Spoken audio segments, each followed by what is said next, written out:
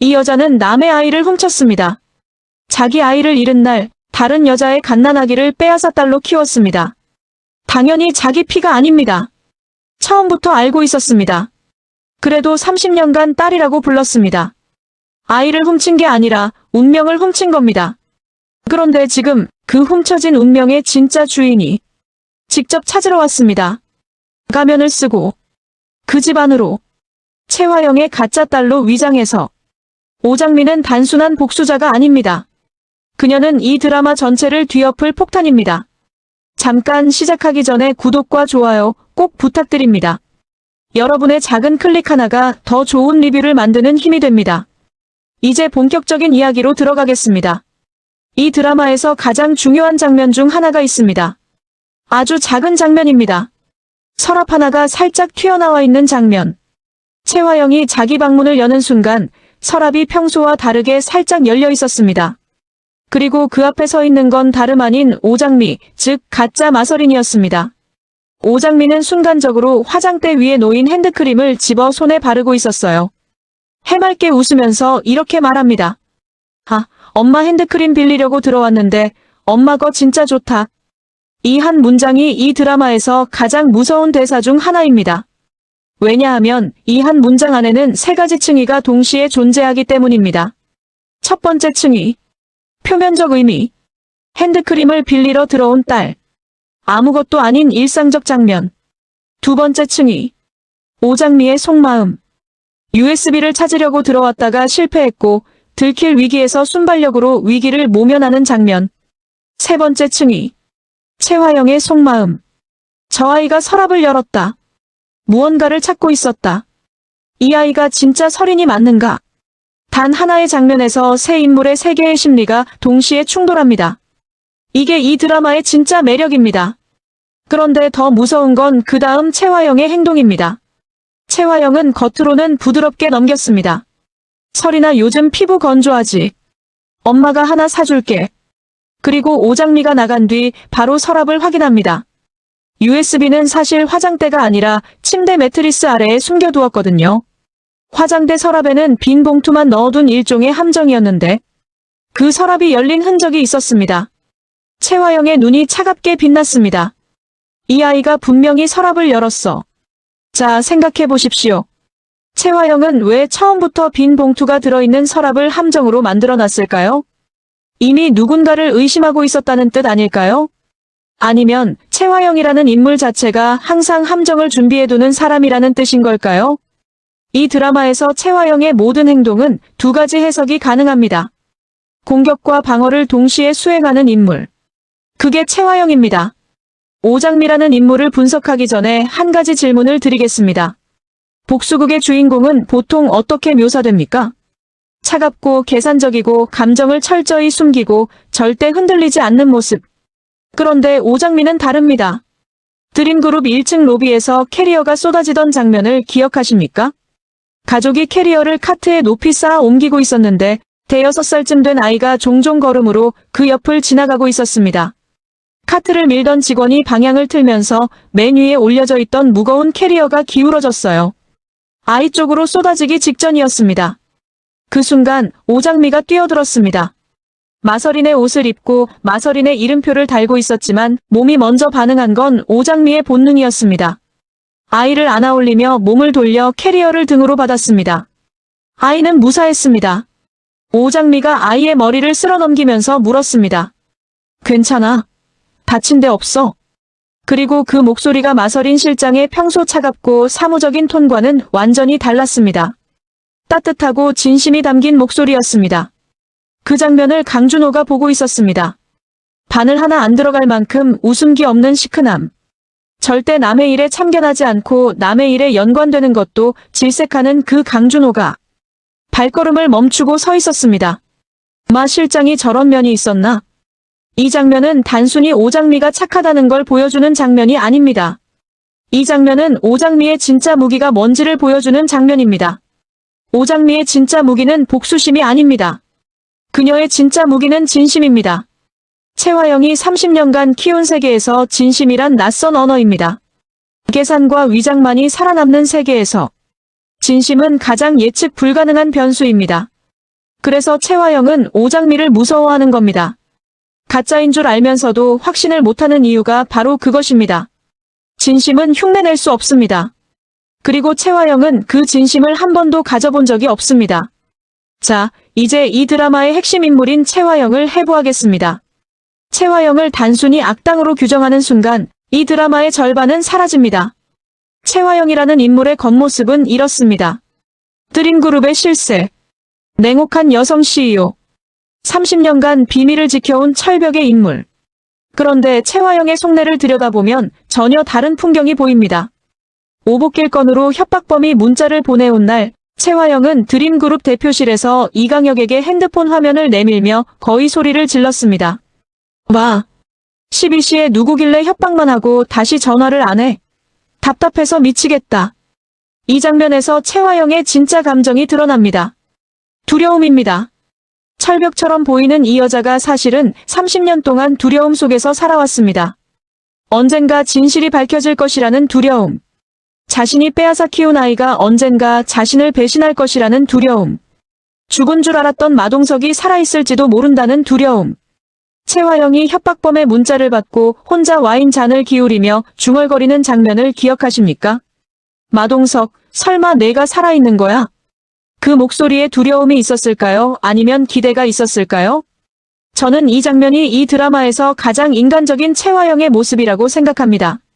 자신이 죽였을지도 모르는 남자, 그 남자가 살아있을지도 모른다는 소식에 최화영이 느끼는 감정이 두려움인지 안도인지 그리움인지 이 드라마는 명확하게 답을 주지 않습니다.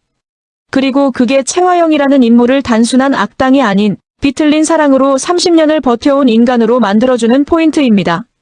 정말 최화영은 악인일까요? 아니면 사랑에 미쳐 모든 걸 잃어버린 한 인간일까요? 이강혁이라는 인물을 이 드라마에서 빠뜨릴 수 없습니다. 30년간 최화영의 모든 더러운 일을 처리해왔습니다. 수희를 전벽으로 몰아넣고 오복기를 사고로 없애는 지시를 내리고 마서린을 차로 치게 한 사고까지 직접 지시하거나 실행한 사람. 최화영에게 이강혁은 사람이 아니라 도구였습니다. 그런데 최근 들어 뭔가가 달라졌습니다. 처음으로 명령을 거부했습니다. 최화영이 우리 둘 다 끝이야 라고 위협했지만 이강혁에게 그 말이 더 이상 통하지 않기 시작했습니다. 병원에서의 장면이 결정적이었습니다. 이강혁은 오장미의 병실 문을 열었습니다. 침대 위에 누군가가 누워 있었습니다. 누워있는 사람은 진짜 마서린이었습니다. 이강혁이 시킨 사람이 낸 교통사고로 의식을 잃은 채 누워있는 진짜 마서린. 이강혁의 손이 미세하게 떨렸습니다. 최화영이 빼앗아와서 30년간 양딸로 키운 아이를 자기가 다치게 한 겁니다. 그리고 이강혁은 병실 출입 기록에서 오태평이라는 이름을 발견합니다. 오태평이 이 병실에 누워있는 사람을 장미라고 알고 면회를 오고 있다는 뜻이었습니다. 이강혁은 이 정보를 최화영에게 보고하지 않았습니다. 왜 그랬는지 자기 자신도 설명하지 못했습니다.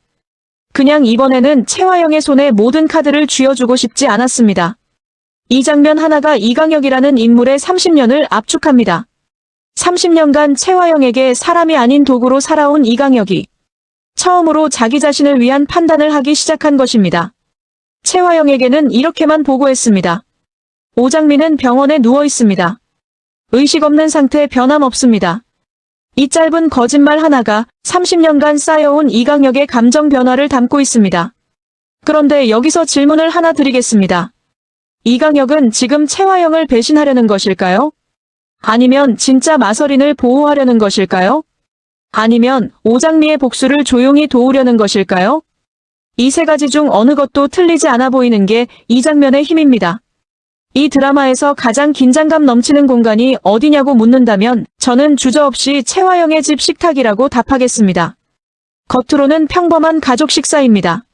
오장미, 진홍주, 염산월, 양금순, 최화영이 함께 앉았습니다. 하지만 이 테이블에 앉은 누구도 평범한 마음으로 밥을 먹고 있지 않습니다. 최화영의 눈이 식사 내내 오장미에게 꽂혀 있었습니다. 아까 자기 방 서랍이 열린 흔적, 귀 뒤에 점을 확인했을 때의 미묘한 긴장, 그리고 결혼권에 대한 거부. 최화영이 젓가락을 내려놓으며 입을 열었습니다. 설리나, 너 요즘 많이 달라진 것 같다. 예전에는 엄마한테 뭐든 다 말했는데 요즘은 혼자 방에 있는 시간이 많더라. 오장미가 웃으며 넘기려 했습니다. 그냥 회사 일이 많아서 그래요, 엄마. 채화영이 고개를 살짝 기울이며 다시 물었습니다. 그래, 그러면 하나만 물어보자. 설리나, 너 초등학교 3학년 때 엄마랑 둘이 갔던 곳 기억나? 내가 엄마한테 여기 매년 오자고 했던 곳. 순간 식탁 위 공기가 얼어붙었습니다. 이게 채화영식 함정입니다. 정답이 없는 질문입니다. 아무 장소나 말하면 틀릴 수 있고 모른다고 하면 의심이 확정되는 상황. 오장미의 머릿속이 빠르게 돌아갔습니다. 뭐라고 대답해야 하지? 바로 그 순간 양금순이 부엌에서 국을 들고 나오면서 자연스럽게 끼어들었습니다. 아이고 대표님, 설린이가 초등학교 3학년이면 벌써 20몇 년 전인데 그걸 어떻게 기억해요? 저도 그때 설린이 도시락 못 사줬는지 기억 안 나는데. 양금순이 웃으면서 오장미 앞에 국을 놓았는데 그 짧은 순간에 오장미와 눈이 마주쳤습니다. 양금순의 눈빛이 말하고 있었습니다. 괜찮아. 내가 있어. 오장미는 그 눈빛에 안도하면서 자연스럽게 웃었습니다. 맞아요, 엄마.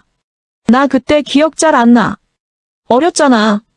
채화영은 더 추궁하기 애매해졌지만 의심의 불씨는 꺼지지 않았습니다. 이 장면에서 주목할 인물이 하나 더 있습니다. 진홍주입니다. 진홍주가 국을 떠먹으면서 이 상황을 빠짐없이 관찰하고 있었습니다. 마설인, 너 요즘 뭔가 숨기는 거 있지? 아까부터 대표님이랑 사이가 이상하던데. 오장미가 태연하게 받아쳤습니다. 숨기는 거 없는데. 홍주, 너야말로 아까부터 눈치가 왜 그래? 진홍주의 코웃음. 눈치가 왜? 그냥 물어본 거야. 하지만 진홍주의 머릿속 계산기는 쉴 새 없이 돌아가고 있었습니다. 채화영이 마설인을 떠보는 질문을 던졌다는 것. 마설인이 대답을 못했다는 것. 양금순이 타이밍 좋게 끼어들어서 분위기를 넘겼다는 것. 남에게 지고는 못 사는 성격에 눈치까지 빠른 진홍주가. 이걸 그냥 넘어갈 리가 없었습니다.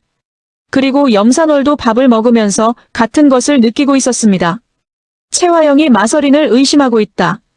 염산월은 조용히 밥을 삼키면서 생각했습니다. 서두르지 마.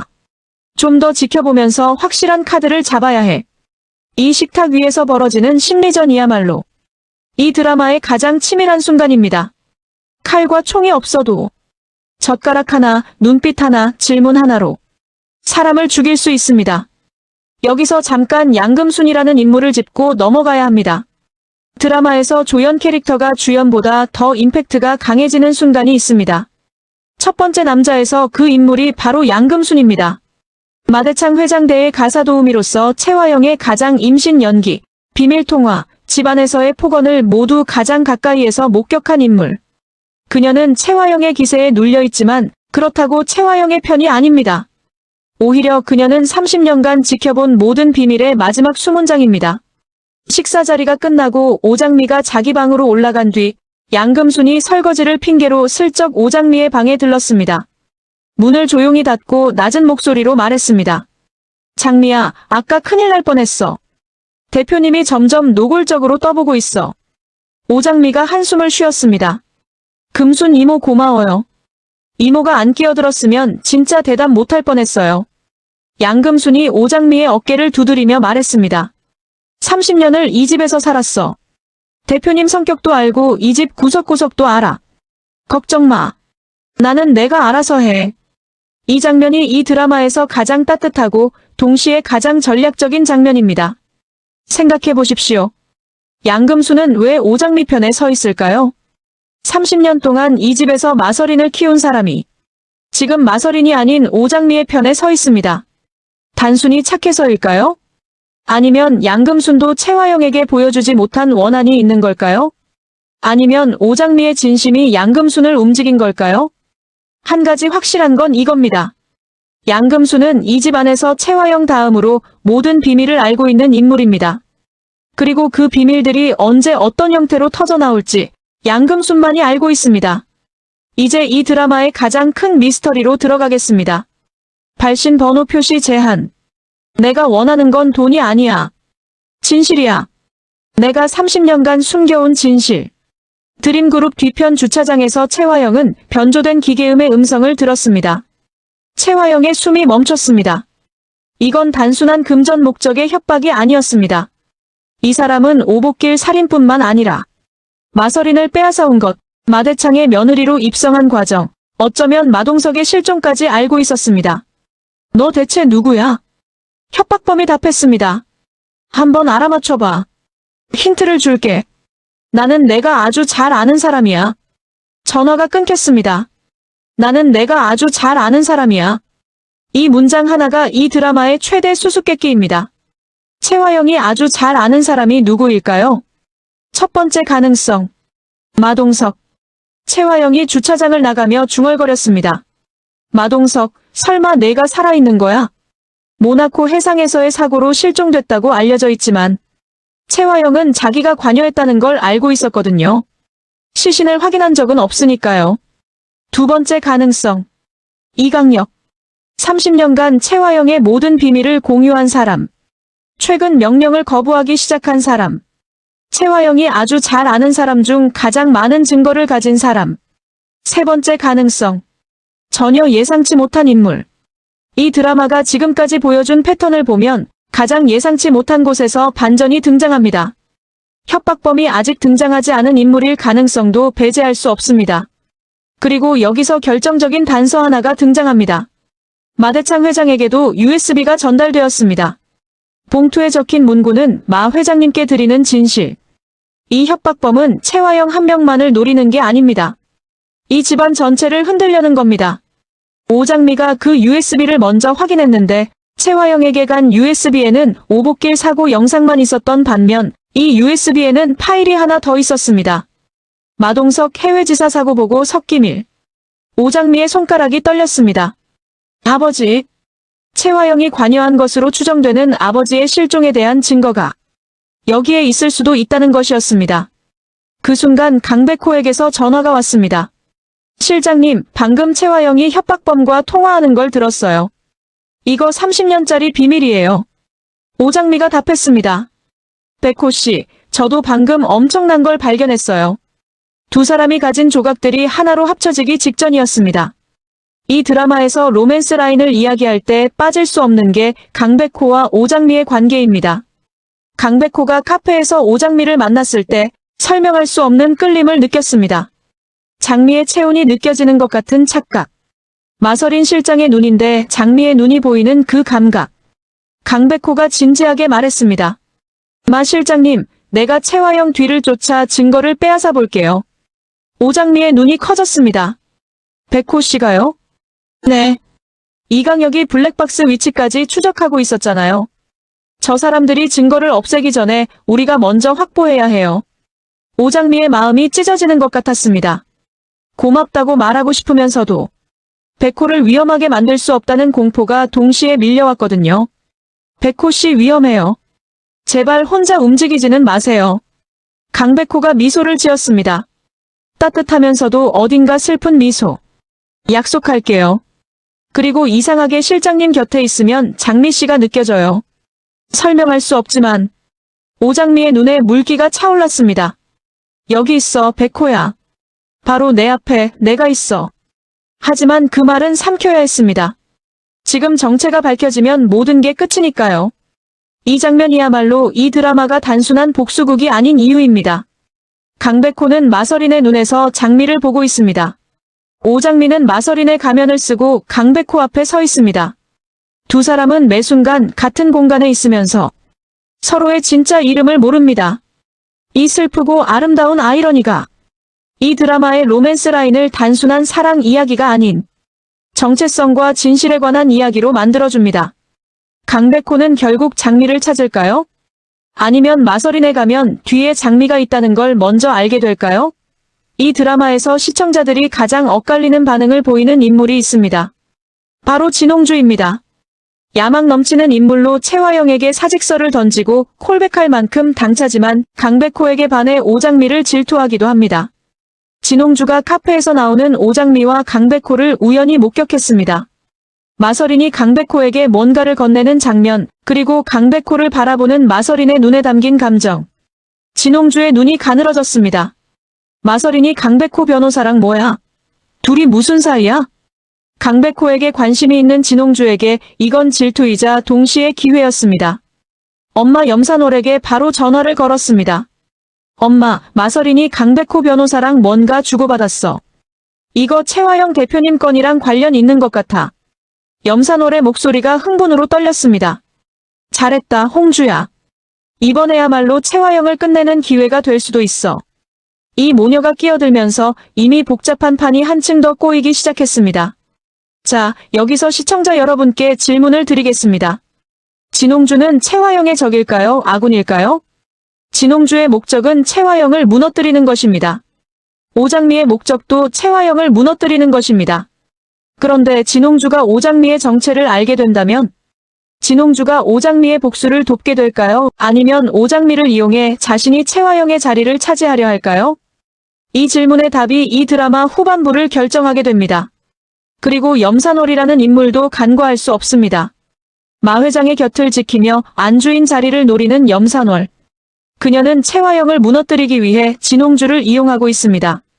그런데 진홍주는 그 사실을 알고 있을까요? 아니면 모르고 있을까요? 이 모녀의 관계 역시 결코 단순하지 않습니다. 강준호라는 인물을 이야기하지 않으면 이 드라마의 반을 놓치는 것입니다.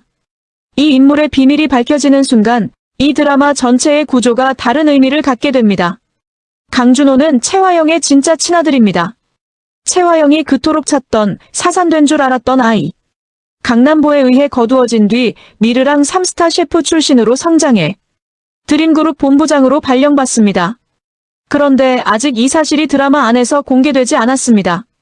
관객만 알고 있는 진실입니다. 목 뒤에 점 3개가 나란히 있다는 신체적 특징. 이것이 최화영의 친아들임을 증명하는 결정적 단서인데 최화영은 아직 그걸 확인하지 못했습니다. 아이러니가 있습니다. 최화영은 남의 아이서린을 빼앗아 친딸로 키웠고 자신의 진짜 아이 준호를 30년간 모르고 지냈습니다. 그리고 지금 그 진짜 아들이 드림그룹 안에 들어와 있습니다. 강준호는 최화영의 악행을 마주할 때 어떤 반응을 보일까요? 생모가 자신을 버린 여자라는 사실을 알게 될 때 강준호는 어떤 선택을 할까요? 최화영의 편에 설까요? 아니면 오장미의 복수를 함께 할까요? 로비에서 오장미가 아이를 구하는 장면을 보며 강준호의 차가운 철벽에 아주 작은 금이 간 것을 기억하십시오. 그 작은 금이 어떤 방향으로 벌어질지 이 드라마에서 가장 중요한 변수 중 하나입니다. 이 드라마에서 가장 과소평가되는 인물이 있습니다. 마대창 회장입니다. 겉으로 보면 노인입니다. 손녀서린을 금지옥엽 아끼고 최화영의 불법 행동에 의심을 품으면서도 직접 나서지 않는 듯 보입니다. 그런데 실제로는 다릅니다. 마대창은 최화영의 임신 연기를 가장 가까이에서 지켜본 인물입니다. 서린이 진짜 자신의 손녀인지 의심하면서도 그 의심을 속으로만 삼키고 있었습니다. 그리고 이제 발신인도 없는 봉투에 든 USB가 그의 손에 들어왔습니다. 봉투에 적힌 문구마 회장님께 드리는 진실. 마대창은 봉투를 열어볼까 말까 망설이고 있었습니다. 그 순간 오장미가 서재에 들렀습니다. 할아버지, 이건 뭐예요? 마대창이 답했습니다. 누가 보냈는지 모르겠다. 진실이라고만 적혀 있더라고. 오장미는 속이 철렁했습니다. 할아버지, 발신인도 없는 우편물은 위험할 수 있어요. 제가 먼저 확인해 볼게요. 마대창은 손녀의 걱정이 기특하다는 듯 웃으며 USB를 건넸습니다. 자, 여기서 질문입니다. 마대창은 정말로 이 USB가 위험한지 몰랐을까요? 아니면 오장미가 먼저 확인하기를 기다리고 있었던 걸까요? 이 노인이 30년 넘게 재벌가를 이끌어온 인물이라는 걸 잊지 마십시오. 마대창이 무너지면 드림그룹이 무너지고 드림그룹이 무너지면 최화영도 무너집니다. 그리고 마대창이 진실을 알게 되는 순간 그 진실이 어떤 방향으로 쏠릴지는 아무도 장담하지 못합니다. 자, 이제 이 드라마에서 제가 가장 불편하게 느끼는 부분을 이야기하겠습니다. 그것은 이 드라마가 의도적으로 흐릿하게 처리하는 경계선의 문제입니다. 첫 번째 의혹. 오장미는 정말 피해자일까요? 오장미는 분명히 피해자입니다. 양부 오복길이 죽고 어머니 수희가 기억을 잃고 쌍둥이 동생 서린이 의식불명으로 누워 있습니다. 그런데 오장미가 마서린으로 위장해 최화영의 집에 들어간 것은 동시에 진짜 마서린이 자신의 자리에서 밀려나는 것을 의미합니다. 진짜 마서린은 최화영의 딸로 30년을 살았습니다. 그 30년이 비록 거짓 위에 쌓인 것이라도 마서린에게는 자신의 삶입니다. 오장미가 그 자리를 빼앗은 것은 어떤 의미에서 또 하나의 빼앗음이 아닐까요? 두 번째 의혹. 강남보는 정말 피해자일까요? 채화영과의 과거 관계, 준호를 거두어 키운 것. 이 모든 것이 채화영에 대한 일방적인 선의에서 나온 것일까요? 아니면 강남보는 처음부터 준호를 자신의 카드로 쓰기 위해 거두어 키운 것은 아닐까요? 채화영의 아들이라는 사실을 알고 데려다 키웠다는 것, 그리고 현재 채화영과 불륜 의심을 받을 만큼 유착되어 있다는 것은 우연이 아닐 수 있습니다. 강남보가 준호의 출생을 이용해 채화영과의 관계를 유지해온 것은 아닐까요? 세 번째 의혹. 이강혁은 정말 죄인일까요? 30년 동안 채화영의 명령을 따른 것은 사실입니다. 하지만 이강혁이 채화영을 떠날 수 없었던 이유는 무엇이었을까요? 채화영에 대한 사랑이었을까요? 아니면 그 역시 채화영에게 무언가를 잡혀 있었던 것은 아닐까요? 이강혁이 최근 명령을 거부하기 시작한 것은 단순히 죄책감 때문일까요? 아니면 이제 채화영에게 잡혀있던 것이 풀렸기 때문일까요? 이 세 가지 의혹이 해소되기 전까지 이 드라마의 결말을 예측하는 것은 불가능합니다. 이 드라마에서 가장 충격적인 장면 구성 중 하나가 있습니다. 밤이 깊어지고 채화영의 집에 불이 하나둘 꺼지고 있었습니다. 오장미는 침대에 누워 천장을 바라보며 생각했습니다. 협박범의 정체, 마대창에게 온 USB 속 마동석 관련 파일, 강백호의 도움, 양금순의 든든한 지원, 그리고 점점 조여오는 채화영의 의심. 오장미는 속으로 물었습니다. 아빠, 혹시 아빠가 살아있는 거야? 그 협박범이 아빠인 거야? 채화영의 방에서도 불이 꺼지지 않았습니다. 와인 잔을 기울이며 같은 의문을 품고 있었습니다. 마동석, 설마 내가 살아있는 거야? 적과 아군이 같은 밤에 같은 질문을 던지고 있었습니다. 그리고 그 답을 가진 누군가는 발신 번호 표시 제한 너머의 어둠 속에서 다음 한 수를 준비하고 있었습니다. 이 장면이 이 드라마가 얼마나 잘 만들어진 작품인지를 보여줍니다. 적과 주인공이 같은 질문을 품는 순간 드라마는 단순한 선악 대결을 넘어섭니다. 마동석이라는 인물이 살아있는지, 그리고 살아있다면 왜 30년간 침묵하고 있었는지 그 답이 공개되는 순간 이 드라마는 새로운 국면으로 접어들 것입니다. 이제 앞으로의 전개를 과감하게 예측해보겠습니다. 단, 이건 예측이지 확정이 아닙니다. 이 드라마는 예측을 배반하는 걸 즐기는 작품이니까요. 오장미가 USB 파일을 열려던 그 순간 강백호의 전화가 왔습니다. 두 사람이 함께 파일을 여는 장면이 다음 전개에서 반드시 등장할 겁니다. 그 파일 안에는 마동석의 실종이 단순한 사고가 아니라 채화영이 의도적으로 관여한 사건임을 증명하는 내용이 담겨 있을 가능성이 높습니다. 그 내용이 공개되는 순간 오장미의 복수는 오복길 살인에서 아버지 실종으로 확장됩니다. 이강혁이 최근 보이는 균열은 단순한 균열이 아닙니다. 30년 만에 처음으로 자기 자신을 위한 판단을 하기 시작한 이강혁은 어느 시점에서 채화영에게 결정적으로 불리한 증거를 오장미 혹은 강백호에게 넘길 가능성이 있습니다. 단, 그 과정에서 이강혁 자신도 범죄 공모자로서 법적 심판을 받는 결말을 피하기 어려울 것입니다. 채화영과 강준호가 점점 가까워지는 과정에서 목 뒤에 점 3개라는 단서가 반드시 등장할 것입니다. 그 순간 강준호의 반응이 이 드라마의 가장 극적인 장면이 될 것입니다. 자신을 버린 정확하게는 사산된 줄 알았던 생모가 그토록 악행을 저질러온 여자라는 사실을 알게 될 때 강준호는 어떤 선택을 할 것인가? 이 드라마의 가장 큰 볼거리가 될 것입니다. 진홍주는 이미 채화영과 오장미 사이의 이상함을 눈치채기 시작했습니다. 거기에 강백호와 오장미의 관계까지 관찰하고 있습니다. 진홍주가 오장미의 정체를 알게 되는 순간 그녀가 이 비밀을 어떻게 사용할지가 관건입니다. 오장미를 돕는 방향으로 갈 수도 있고 채화영에게 팔 수도 있고 자신의 이익을 위해 두 사람을 동시에 이용할 수도 있습니다. 진홍주라는 캐릭터의 야망을 생각할 때 가장 진홍주다운 선택은 세 번째일 가능성이 높습니다. 마동석이 살아서 협박범으로 등장한다면 이 드라마의 모든 비밀은 새로운 국면으로 접어들게 됩니다. 마동석이 왜 30년간 침묵했는지, 왜 지금 이 시점에 등장했는지, 그리고 오장미와 마서린을 어떻게 대할 것인지 이 모든 질문이 한꺼번에 터져나오게 됩니다. 단, 만약 협박범이 마동석이 아닌 전혀 다른 인물이라면 그건 더 큰 반전이 됩니다. 30년 동안 이 집안의 비밀을 알고 있으면서 최화영이 전혀 생각하지 못한 인물. 그 가능성이 열려있는 한 이 드라마의 결말은 아무도 예측하지 못합니다. 최화영을 움직이는 핵심 감정은 집착과 불안입니다. 최화영이 마서린의 결혼을 강요하는 것, 서린의 일거수일투족을 감시하는 것, 이강혁을 도구로 쓰면서도 한편으로는 그에게 의존하는 것, 이 모든 것이 최화영이 가진 극도의 불안에서 비롯됩니다. 그리고 그 불안의 근원에는 자신이 저지른 죄에 대한 인식이 있습니다. 최화영은 자신이 나쁜 사람이라는 걸 알고 있습니다. 그래서 더 통제하려 합니다. 통제를 멈추는 순간 모든 게 무너진다는 걸 알기 때문입니다. 오장미를 움직이는 핵심 감정은 사랑과 분노입니다. 그런데 이 두 감정이 공존하면서 오장미를 더 위험하게 만듭니다. 분노만으로 움직이는 복수는 예측 가능합니다. 하지만 사랑과 분노가 뒤섞인 복수는 예측 불가능합니다.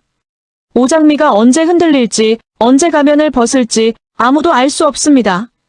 그것이 최화영에게도 시청자에게도 오장미가 가장 무서운 이유입니다. 겉모습 최화영의 충직한 비서, 냉정하고 감정 없는 실행자, 진짜 속내 30년 동안 사람이 아닌 도구로 살아온 인간, 그리고 지금 처음으로 인간이 되려는 몸부림. 이강혁을 움직이는 핵심 감정은 죄책감과 열등감입니다. 30년 동안 최화영의 옆에 있었지만 최화영에게 이강혁은 사람이 아니라 도구였습니다.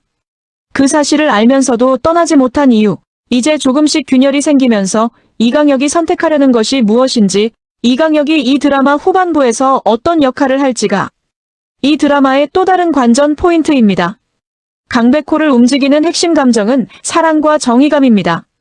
그런데 아버지 강남보가 최화영과의 과거 공모자라는 사실이 밝혀지는 순간 강백호는 정의와 혈육 사이에서 가장 고통스러운 선택을 해야 합니다. 그 선택이 이 드라마에서 강백호라는 인물의 진짜 크기를 결정합니다. 자, 이제 마무리로 가겠습니다. 첫 번째 남자가 단순한 복수극이나 막장 드라마가 아닌 이유는 이 드라마가 던지는 진짜 질문이 있기 때문입니다. 그 질문은 이겁니다. 30년이라는 시간이 만들어낸 관계는 진짜인가, 가짜인가? 최화영은 마서린을 30년간 딸로 키웠습니다. 가짜로 시작했지만 30년이 쌓이면 그것도 진짜가 되는 걸까요? 이강혁은 최화영의 도구로 30년을 살았습니다. 그 30년이 쌓이면 도구도 사람이 되는 걸까요? 강백호는 이름도 모르는 여자를 사랑하고 있습니다. 이름을 모르는 사랑도 진짜 사랑일까요? 오장미는 마서린의 얼굴로 30년의 비밀을 쫓고 있습니다. 가면을 쓴 진심도 진심일까요? 이 드라마는 이 질문들의 명확한 답을 주지 않습니다. 그리고 그게 이 드라마의 가장 영리한 지점입니다. 답이 없는 질문을 던지는 드라마는 시청자가 끝까지 따라가게 만듭니다. 120회라는 긴 여정. 아직 63회를 겨우 넘겼을 뿐입니다. 진짜 반전은 아직 절반도 나오지 않았습니다. 오장미는 마서린에 가면 아래에서 오늘도 혼자 외로운 밤을 보내고 있습니다. 엄마 정수희가 보고 싶었습니다. 오빠 오태평이 보고 싶었습니다.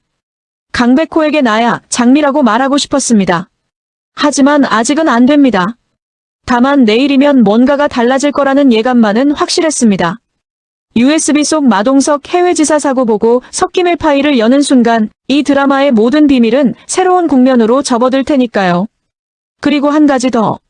최화영이 무너지기 시작하면 모든 관계가 끝납니다. 30년간 최화영이 붙들어온 실타래들, 양금순이라는 내부 아군, 이강혁의 미세한 균열, 진홍주와 염산월의 야심, 강준호에게 생긴 작은 금, 강백호가 목격한 최화영과 협박범의 통화, 이 모든 실타래가 동시에 움직이기 시작했습니다. 다음 회가 벌써 기다려지시나요? 그렇다면 구독과 좋아요 눌러주시고 알람도 설정해주세요. 다음 리뷰에서 더 충격적인 분석으로 찾아오겠습니다. 여러분, 진짜 반전은 아직 나오지 않았습니다. 최화영이 오장미를 처음으로 진지하게 의심하게 만든 단서가 귀 뒤의 점이었습니다. 마서린에게는 귀 뒤에 작은 점이 있습니다. 오장미에게는 없습니다. 이강혁이 직접 확인하고 서린 맞다고 보고했지만 이 장면은 이 드라마에서 굉장히 중요한 암시를 담고 있습니다. 이강혁은 왜 가짜라는 걸 알면서도 서린 맞다고 보고했을까요? 아니면 정말 몰랐을까요? 아니면 이강혁도 오장미의 잠입을 처음부터 알고 있었던 걸까요? 이 질문의 답이 공개되는 날, 이강혁이라는 인물의 진짜 포지션이 확정됩니다. 채화영 방에서 오장미가 핸드크림을 손에 바르던 장면. 이 소품 하나가 이 드라마에서 얼마나 정교한 역할을 하는지 생각해 보셨습니까?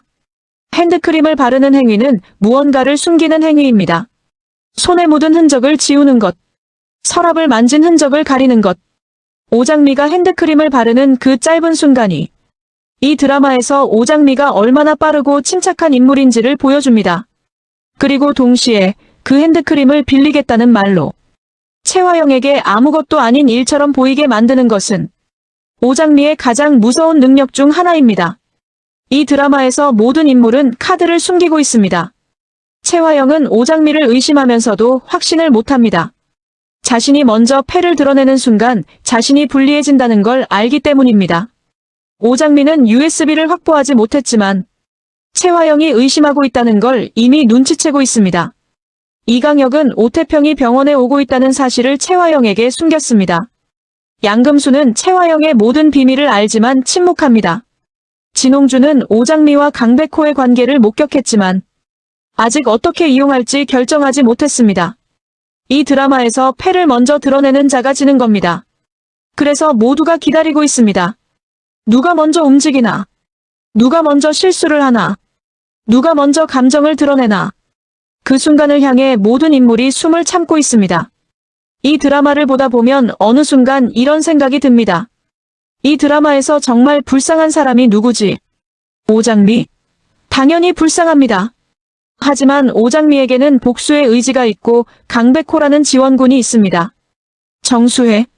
기억을 잃고 어린아이의 지능으로 돌아간 어머니.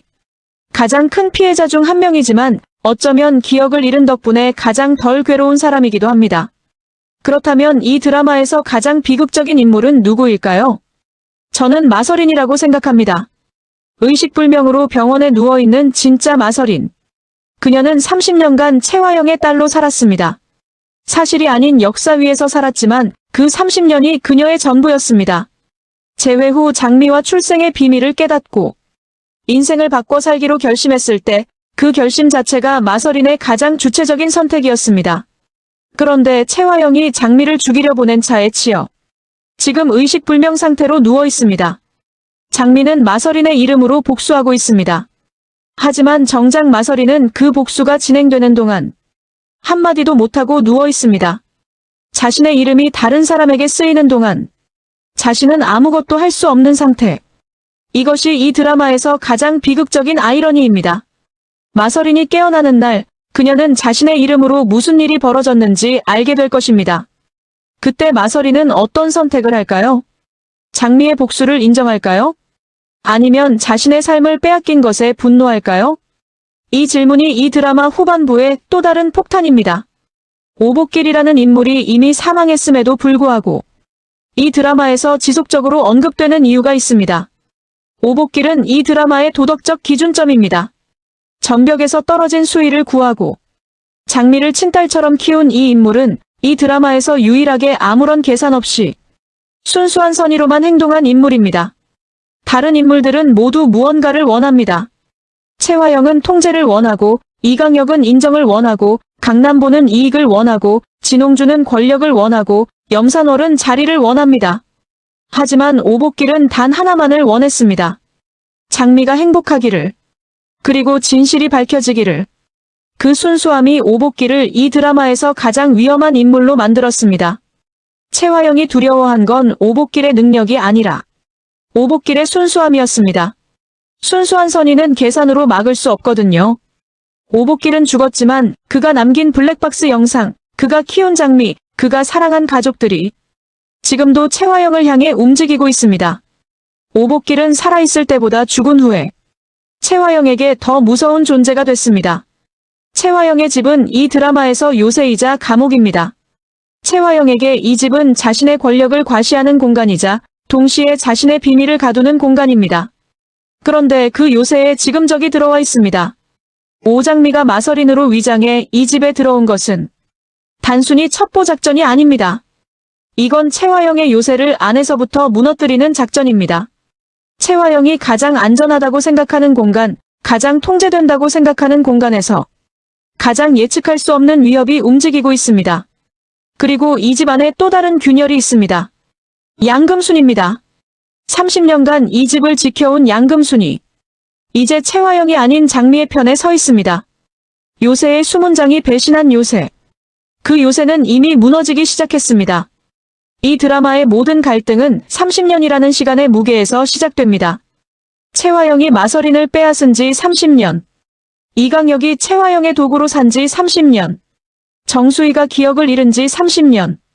마동석이 실종된 지 30년. 30년이라는 시간은 진실을 묻기에 충분한 시간이었습니다. 하지만 30년이라는 시간은 분노를 키우기에도 충분한 시간이었습니다.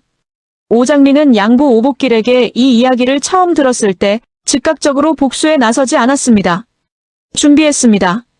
치밀하게. 그게 이 드라마가 다른 복수극과 다른 이유입니다. 대부분의 복수극에서 주인공은 분노에 즉각적으로 반응합니다. 하지만 오장미는 달랐습니다.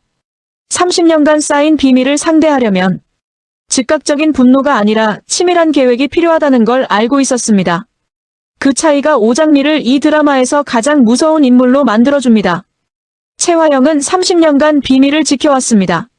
오장미는 그 30년의 비밀을 하나씩 꺼내고 있습니다. 둘 다 30년이라는 시간을 무기로 삼고 있습니다. 하지만 방향이 반대입니다. 채화영은 30년을 숨기는 데 썼고 오장미는 30년을 준비하는 데 쓰고 있습니다. 어떤 30년이 더 강할까요? 이 드라마에서 자주 언급되지만 깊이 있게 다루어지지 않은 인물들이 있습니다. 오태평과 오태수입니다. 오태평은 아버지 오복길의 억울한 죽음을 밝히기 위해 장미와 공조하고 있습니다. 그는 채화영의 불법 현장을 실시간으로 중계하며 드림그룹 주가를 폭락시키는 등 복수의 현장 요원 역할을 수행합니다. 그런데 여기서 주목해야 할 점이 있습니다. 오태평은 병원에 누워있는 마서린을 장미라고 알고 면회를 오고 있습니다. 즉, 오태평에게 진짜 장미는 현재 의식불명으로 누워있는 상태입니다. 그 사실을 이강혁만이 알고 있고 이강혁이 채화영에게 보고하지 않고 있습니다. 이 삼각구도가 어떻게 풀릴 것인지가 이 드라마의 또 다른 관전 포인트입니다. 오태평이 가짜 장미, 즉 진짜 마서린이 누워있다는 사실을 알게 되는 순간 그는 어떤 반응을 보일까요? 그리고 오태수는 아버지의 죽음 이후 충격 속에서도 장미와 수희를 지키며 버팀목 역할을 하고 있습니다. 이 인물의 조용한 헌신이 이 드라마에서 과소평가되고 있습니다. 오태수는 모든 비극의 한가운데서 아무것도 잃지 않으려고 버티는 사람입니다. 그런 인물이 결정적인 순간에 어떤 역할을 할지 기대해봐야 합니다. 한영자라는 인물은 이 드라마에서 흥미로운 포지션에 있습니다. 강남보의 아내이자 변호사. 남편 강남보와 채화영의 부적절한 관계를 의심하며 가정 내 갈등을 유발하는 인물로 묘사됩니다. 그런데 생각해 보십시오. 강남보가 채화영과 공모관계였다면 한영자는 그 사실을 전혀 모르고 30년을 살아온 것일까요? 변호사라는 직업을 가진 인물이 남편의 30년간의 비밀을 전혀 눈치채지 못했다는 것이 과연 가능한 일일까요? 아니면 한영자도 무언가를 알고 있으면서 모르는 척 살아온 것은 아닐까요? 채화영의 불법 사실이 폭로될 때 법적인 압박을 가하거나 채화영을 궁지로 모는 날카로운 인물이라는 묘사는 한영자가 단순히 의심하는 아내가 아닐 수 있다는 걸 암시합니다. 어쩌면 한영자는 이 모든 것을 알고 자신만의 타이밍을 기다리고 있는 것은 아닐까요?